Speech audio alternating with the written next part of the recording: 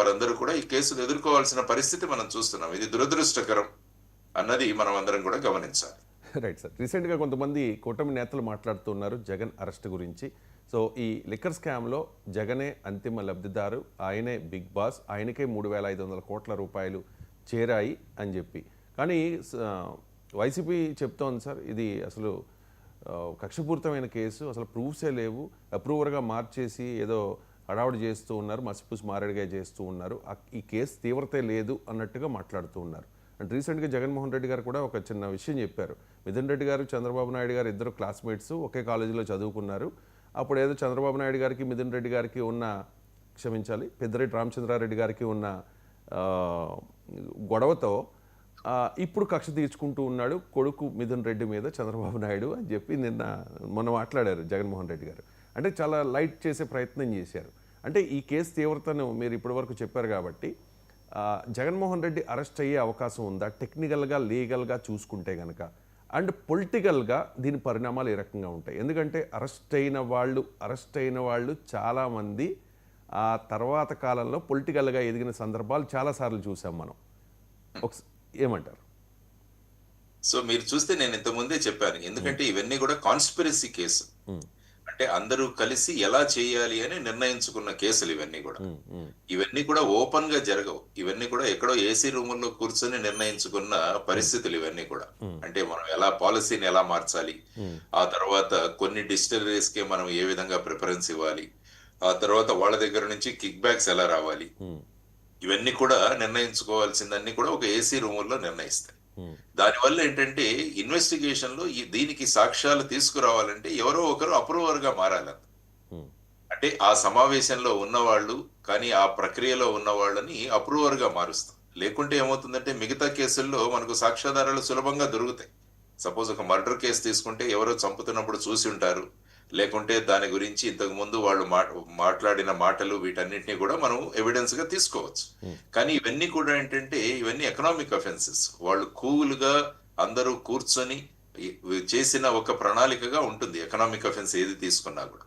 So అందులో ముఖ్యంగా ఈ అప్రూవర్స్ అన్నది చాలా ఇంపార్టెంట్ అయిన వ్యవస్థ అందులో. కాబట్టి మీరు అన్నట్టు ఈ కేసులో కొంతమంది అప్రూవర్ గా మార్చి ఆ విధంగా తీసుకువస్తున్నారని అంటున్నారు. జనరల్ గా రాజకీయ నాయకులు ఇన్వాల్వ్ అయినప్పుడు వాళ్ళ భూమికను వాళ్ళు పలచబడుకోవడం అనేక విషయాలైన కామెంట్స్ చేస్తుంటారు. మేబీ ఇప్పుడు కాలేజీలో జరిగిన సంఘటనలు వాటన్నింటినీ కూడా ప్రస్తావించి ఈ కేసు యొక్క తీవ్రతను గాని ఈ కేసును డైవర్ట్ చేయడానికి కూడా ప్రయత్నాలు జరుగుతుంటాయి. It is nothing but common గా జరిగే విషయం. కానీ ఇందులో ప్రధానంగా ఎవరు ఉన్నారు, ఎవరు చెయ్యాలి అనేది నిర్ణయించాల్సిన వాళ్ళు స్పెషల్ ఇన్వెస్టిగేషన్ టీం, సిఐడి వాళ్ళ యొక్క స్పెషల్ ఇన్వెస్టిగేషన్ టీం. ఆ తరువాత ఫైనల్ గా సూత్రధారి ఎవరు ఈ విధంగా నిర్ణయించారు, అవన్నీ కూడా సాక్ష్యాలను పరిశీలించి దాని నుంచి తీసుకురావాలి. కాబట్టి ఎవరు కూడా అతిథులు కాదు. కేసులో ఇన్వాల్వ్ అయితే వారి వరకు కూడా చట్టం చేతులు చాలా ఇదిగా ఉంటాయి. The hands of the law are very long అంటారు. అంటే చట్టం చివరి వరకు కూడా దాని పని దాన్ని చేసుకుపోవాలి అన్నది మనం గమనించాల్సిన అంశం. కానీ అన్ఫార్చునేట్ గా రాజకీయ నాయకులు ఇన్వాల్వ్ అయినప్పుడు ఆరోపణలు ప్రత్యారోపణలు జరగడం అన్నది సహజంగా మనం చూస్తుంటాం. కాబట్టి ఎవిడెన్స్ ఉంటే ఎవరైనా కూడా ఫైనల్ గా దాంట్లో ఇవ్వాల్సింది. ఇప్పుడు ఫర్ ఎగ్జాంపుల్ మీరు ఈ ఇంతకు ముందు జరిగిన జగన్మోహన్ రెడ్డి గారు ముఖ్యమంత్రిగా ఉన్నప్పుడు అందులో స్కిల్ డెవలప్మెంట్ కేసులో చంద్రబాబు నాయుడు గారు ఇన్వాల్వ్ ఉన్నారని వారిని కూడా అరెస్ట్ చేయడం జరిగింది. ఆ తర్వాత అప్పుడు కూడా ఒక లిక్కర్ స్కామ్ జరిగిందని అప్పుడు కూడా ఒక కేసు పెట్టడం జరిగింది.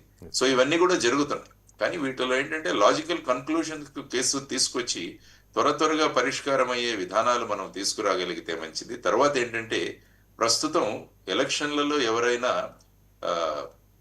ఎలిజిబుల్ కాదు, డిస్క్వాలిఫైడ్ అనడానికి ఏంటంటే ఒక వ్యక్తికి 2 సంవత్సరాల కన్నా పైన శిక్ష పడితే అప్పుడు ఆ వ్యక్తి వచ్చే 6 సంవత్సరాలు ఎలక్షన్ లో కంటెస్ట్ చేయడానికి, అంటే 2 ఎలక్షన్లు కంటెస్ట్ చేయడానికి అనర్హులుగా ప్రకటిస్తారు. కానీ ఇప్పుడు ఏమవుతుందంటే శిక్ష పడిన తర్వాత అవడం వల్ల ఈ శిక్ష పడకుండా కేసులనే ఎంత ప్రొలాంగ్ చేద్దామన్నది చాలా మంది చేస్తున్న ఒక ప్రక్రియ. అసలు కేసులే ఫైనల్ గా డిసైడ్ అవ్వకుంటే ఇక శిక్ష సందర్భం కూడా లేదు కదా.